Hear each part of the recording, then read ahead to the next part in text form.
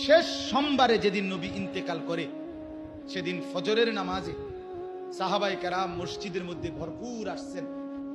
হযরত আবু বকর সিদ্দিক এরকম ইমামের জায়গায় দাঁড়াইছেন।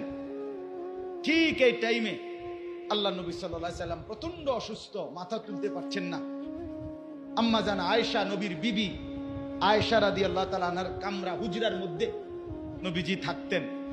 এরকম মনে করেন জানালা, এই পাশে এই যে জানালার সাথে যে রুমটা বা এটাই ছিল হুজরা। তো আল্লাহ নবী সাল্লাল্লাহু আলাইহি সাল্লাম আয়েশা রাদিয়াল্লাহু তাআলা আনহাকে বললেন ফজরের ওয়াক্তে, কোন ওয়াক্তে বলেন, আয়েশা তুমি আমারে কোনুর মধ্যে ঠেস দিয়া আমারে বসাও, আর আমার ঘরের হুজরার পর্দা সরায় দাও, আমি আমার সাহাবীদেরকে দেখব। আম্মা জান আয়েশা রাদিয়াল্লাহু তাআলা আনহা কোনুর মধ্যে হেলান দিয়ে ঠেস দিয়ে নবীজিকে বসাইছেন, হুজরার পর্দা সরায় দিয়েছেন। আল্লাহ নবী সাল্লাল্লাহু আলাইহি ওয়াসাল্লাম তাকিয়ে দেখছেন পুরা মসজিদ ভরা ফজরের নামাজে সাহাবায়ে কেরাম। আবু বকর সিদ্দিক ইমামের জায়গায় দাঁড়ানো। নবীজি সাল্লাল্লাহু আলাইহি ওয়াসাল্লাম চোখের পানি ফেলে বললেন, আয়েশা আমার হুজরার পর্দা মিলায় দাও।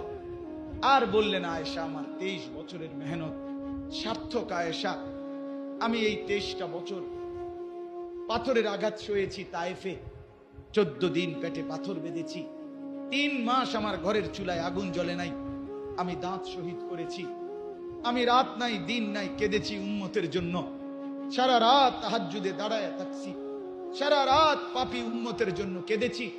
আমার সমস্ত মেহনত আজকে সার্থক। আমি আমার উম্মতকে ফজরের নামাজে মসজিদ ভরা দেখলাম। আল্লাহর কসম ভাইয়া, আমি নিজে আসসিরাতুন নববিয়্যা কিতাব সৈয়দ আবুল হাসান আলী আন-নদভী রাহমাতুল্লাহ আলাইহির লিখিত কিতাব, এই কিতাবে পড়ছি এটা। আল্লাহ নবী তখন বললেন, আয়েশা আমার সার্থক, আমার 23 বছরের মেহনত সফল, আমার উম্মত ফজরের নামাজ ভরপুর। এরপরেই আল্লাহ নবী সাল্লাল্লাহু আলাইহি ওয়াসাল্লাম 2 হাত আসমানে তুলে বলছেন, আল্লাহুম্মার রফিকাল আ'লা, আল্লাহ আপনি পরম বন্ধু আমার, আমি আপনি বন্ধুর কাছেই এবার যেতে চাই, আমি আপনার কাছেই যেতে চাই। মাওলা আপনি বন্ধুর কাছেই আমাকে নেন। আমার মেহনত, আমার কোরবানি, আমার শ্রম, আমার কষ্ট, আমার পরিশ্রম, আমার মেহনত, আমার রক্ত, আমার ক্ষুধার কষ্ট, সব কিছু আমি পূর্ণতা দেখলাম, আমি এবার আপনার কাছেই যেতে চাই।